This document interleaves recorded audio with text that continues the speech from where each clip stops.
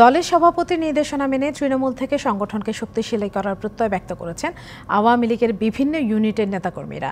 শেখ হাসিনার নেতৃত্বে দুর্নীতিমুক্ত স্মার্ট বাংলাদেশ গড়ার প্রত্যয় জানিয়ে দলের বিভিন্ন স্তরের নেতারা জানান, বঙ্গবন্ধু কন্যার প্রতি রয়েছে তাদের অবিচল আস্থা আর বিশ্বাস। দেশের ঐতিহ্যবাহী রাজনৈতিক দল আওয়ামী লীগের ৭৫ বছর। সকাল থেকে রাজধানীর বিভিন্ন অংশে খণ্ড খণ্ড মিছিল আর বর্ণিল শোভাযাত্রা। সবার গন্তব্য ঐতিহাসিক সোহরাওয়ার্দী উদ্যান। দুপুরের আগেই লাখো নেতাকর্মী, লোকে লোকারণ্য পুরো এলাকা। রাজধানী ছাড়াও আশপাশের বিভিন্ন জেলার নেতাকর্মীরা মিছিলে মিছিলে যোগ দেন দলের উৎসবে।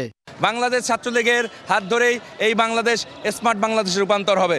জনগণ যেই সব কাজ করলে সুবিধা করব, সেই কাজ আমরা শেখ হাসিনার মাধ্যমে করতে চাই। জানান তাদের লক্ষ্য বঙ্গবন্ধু কন্যার নেতৃত্বে দুর্নীতিমুক্ত স্মার্ট বাংলাদেশ গড়ার।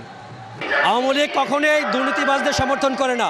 জননেত্রী শেখ হাসিনা দুর্নীতির বিরুদ্ধে জিরো টলারেন্স নীতি অবলম্বন করেছে এবং করবে। বঙ্গবন্ধু বলে গেছেন যে দুর্নীতিমুক্ত বাংলাদেশ গড়তে হলে আরও সংগ্রাম করতে হবে। আমাদের নেত্রী বলেছেন যে দুর্নীতিতে আমরা জিরো টলারেন্স, এবং উনি তা করে বাস্তবায়ন করবেন। সরকারের উন্নয়নকে ক্ষতিগ্রস্ত করার জন্য দুর্নীতির সাথে সংশ্লিষ্ট এদের বিরুদ্ধে আমরা সোচ্চার। নগদের কাছে সব গ্রাহকই প্রিয়, তাই তো সারা দেশে ক্যাশ আউট চার্জ সবচেয়ে কম। আওয়ামী লীগ সভাপতি সংগঠনকে শক্তিশালী করার যে করেছেন তা মেনেই তৃণমূলকে সংগঠিত করার কথাও জানান তারা। ঢাকা মহানগর উত্তর আওয়ামী লীগের নেতৃত্বে আমরা বিভিন্ন ওয়ার্ড থানা ঐক্যবদ্ধভাবে কাজ করছি। তাদের নির্দেশে আমরা সুসংগঠিত আছি ঢাকা মহানগর উত্তর আওয়ামী লীগের নেতৃত্বে। শেখ হাসিনার নির্দেশেই সংগঠনকে আমরা তৃণমূল থেকে সাজিয়ে শক্তিশালী করব।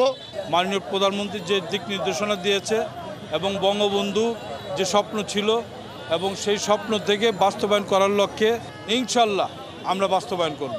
তবে অভিযোগ, দলের জন্য তাদের দীর্ঘদিনের ত্যাগের মূল্যায়ন করেন না কোনো নেতা। অর্থ দিয়ে মানুষ অনেক কিছু হাসিল করতে চায়, আমাদের ঠিক রাজনীতিতেও তেমন একটা অর্থনৈতিক ব্যাপার হয়ে দাঁড়িয়েছে।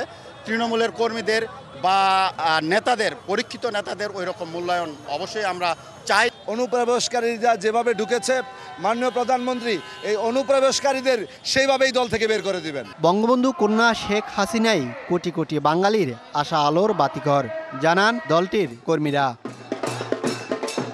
Mohaiminul Khan Apu, DBC news, Dhaka.